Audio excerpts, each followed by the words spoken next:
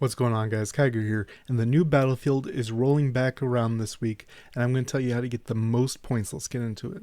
Alright guys, so I used a lot of footage from last week's run, and the biggest thing about this game mode right here is whereas the other one is mostly about farming for the sky stones, where you get some gold and some sky stones, this one is all gold, but you actually get a lot more battle crests, which is going to be based on your rank, as you see Battlefield Nightmare, and then also bonus on top of that for winning the match. It's a huge amount of gold. The most I've seen is a little over 200k. I think I've seen 202k, and that was the most, but it's still a lot. We have the flags right here. 1, 2, 3, 4, 5.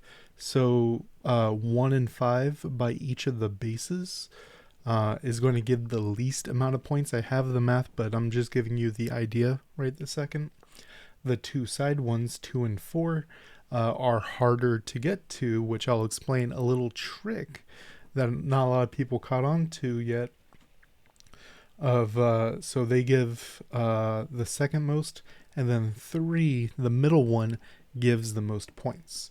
Now, about these points, as you're standing on it, as you see, this one up here is gray, meaning no one has control over it. When you stand on it, you are getting a smaller number. So on 1 and 5, you're getting 90 points every 3 seconds. So 30 points a second during the capture. So you're getting points while you're standing there, while you're capturing it. But once you have it captured, if you're standing on it or not, you're getting 125 points a second. So all these points stack for 2 and 4. When you're capturing it, you're getting 135, 140, right in that range every 3 seconds.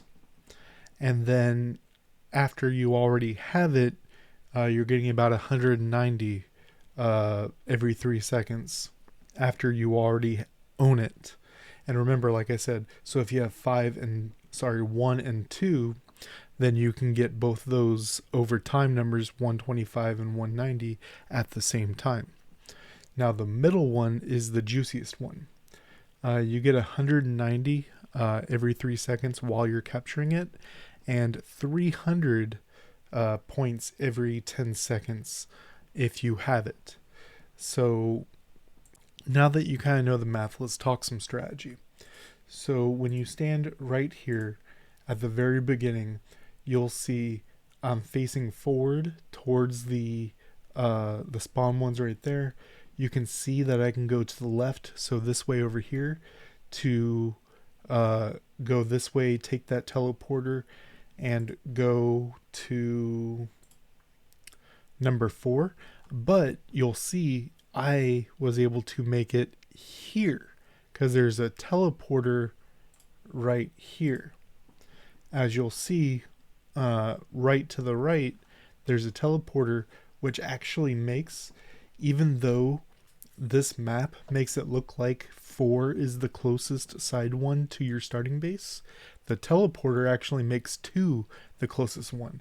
I had questions because I've been on this side and I've went this way at the beginning, and that side was able to be there before I could.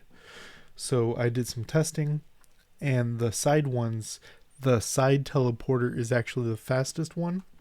But I think the best strategy, if you're alone or with a team, generally the best thing to do is with a team, is everyone rushes to, let's say if you're starting over here, go to number 1, capture that point. The moment you capture it, you're getting the points, so you don't need to stand on it. Everyone should go middle, do that initial clash in the middle, then assuming that you win that clash, people spread out to the sides where most of the people stay in the middle, and then do that. Generally one person should go to each side, try to keep points on it. But if you have 1 and 3 and are fighting over 2 and 4, you don't have to own them the entire time. But as long as you're contesting them, you're going to win. You also get about 1,200 points a kill.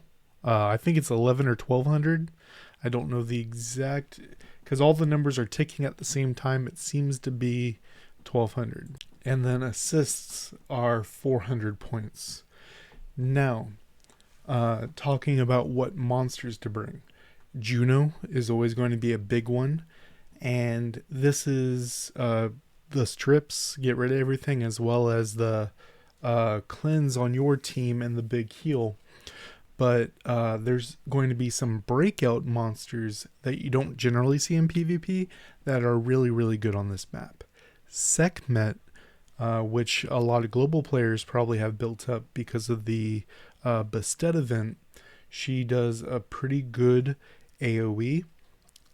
Strip, silence, even Chiwu from the monster story with the strip and block beneficial effects, which before death, Cleef gives himself endure, Orbia gives herself a shield. Those are beneficial effects. Those will not trigger, effectively being a second Oblivion. Tessarian and Ethna will both be very good. Even though they're single target, they both do Oblivion, which will allow you to nuke someone down. Something like Chloe to keep your team alive, and as well as Celia, the Lightheart magician that you get from Guild Raid, being able to sleep the team, or Praha, the blue Juno, will also be very, very powerful. Let me know in the comment section down below if this helped you and what monsters you're bringing into this new game mode. Till next time, guys.